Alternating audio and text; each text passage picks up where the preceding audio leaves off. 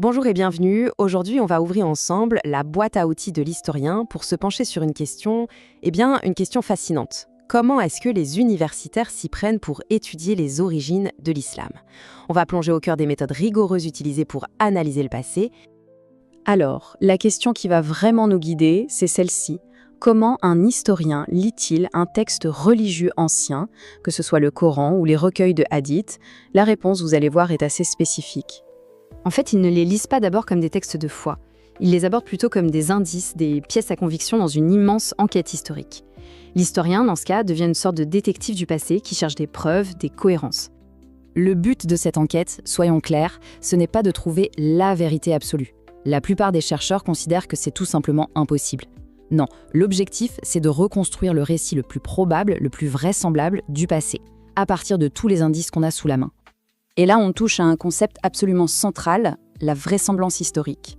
Ce n'est pas du tout une question de certitude dogmatique, c'est plutôt une évaluation qui repose sur tout un faisceau d'arguments convergents.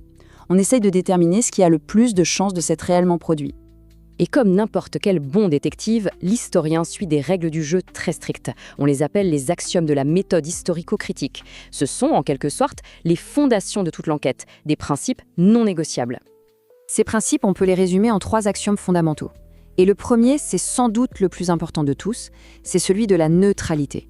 Qu'est-ce que ça veut dire? Ça veut dire que l'analyse doit être purement rationnelle, basée sur des liens de cause à effet. En gros, elle met la question de Dieu entre parenthèses. L'idée, ce n'est pas d'être athée, mais c'est de ne pas faire intervenir le divin comme explication pour être sûr de rester dans le domaine de la science et de ne pas basculer dans celui de la croyance. Ensuite, on a l'axiome des faits matériels. C'est simple, l'enquête doit s'appuyer uniquement sur des preuves vérifiables, matérielles.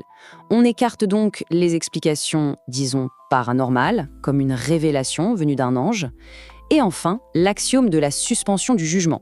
C'est crucial, il faut commencer sans idée préconçue et peser le pour et le contre de chaque argument avec la même impartialité. Bon, une fois qu'on a posé ces règles du jeu, comment l'historien analyse-t-il concrètement les indices qu'il a récoltés? Pour ça, il existe plusieurs principes d'évaluation des sources. Parmi ces outils, il y a par exemple le principe de l'anachronisme. L'idée est simple, un texte qui décrit une prophétie qui s'est réalisée, il a très certainement été écrit après l'événement. Un autre outil très puissant, c'est le principe d'embarras. Un récit qui est un peu gênant pour une tradition religieuse a de bonnes chances d'être historique. Pourquoi? Parce qu'on imagine mal quelqu'un inventer une histoire qui met sa propre communauté dans l'embarras. L'exemple des fameux versets sataniques illustre bien ça, même si, bien sûr, ce critère doit être manié avec beaucoup de prudence. Donc attention à l'abus du critère d'embarras. Certes que les historiens considèrent le critère d'embarras comme un indice de plausibilité historique, comme dans le hadith sur les versets sataniques.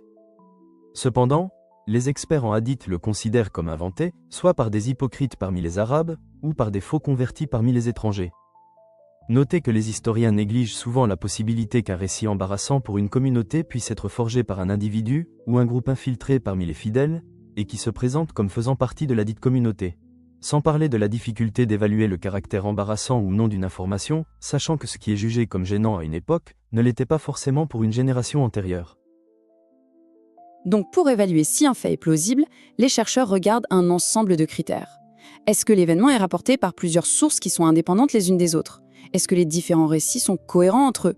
Est-ce qu'ils contiennent des détails embarrassants? Ou au contraire des petits détails insignifiants qui donnent l'impression d'un témoignage vécu?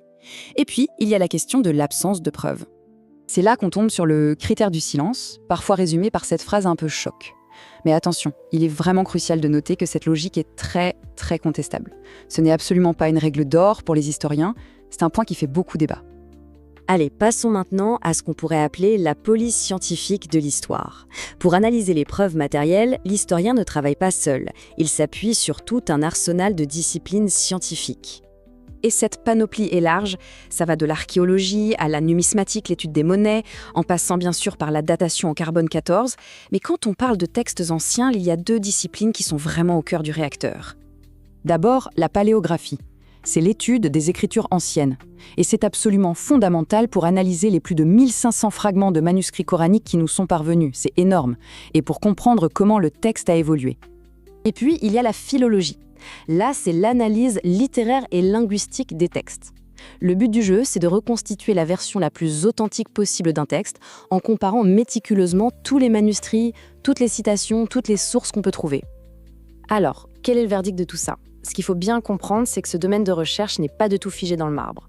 C'est une discipline académique qui a sa propre histoire et qui est en évolution permanente.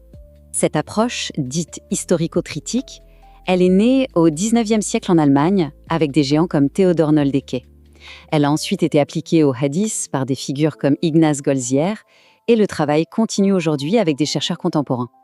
D'ailleurs, cette recherche s'institutionnalise de plus en plus, comme le montre la création de l'Institut français d'islamologie en 2022.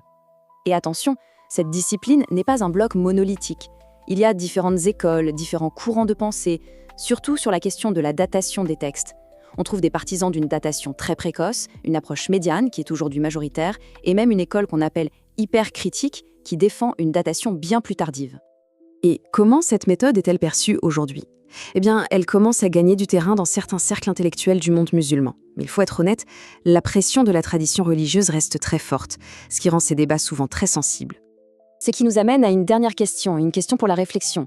Cette quête de vraisemblance historique, cette enquête presque policière sur le passé, comment dialogue-t-elle, comment interagit-elle avec des traditions de foi qui sont, elles, bien vivantes aujourd'hui ?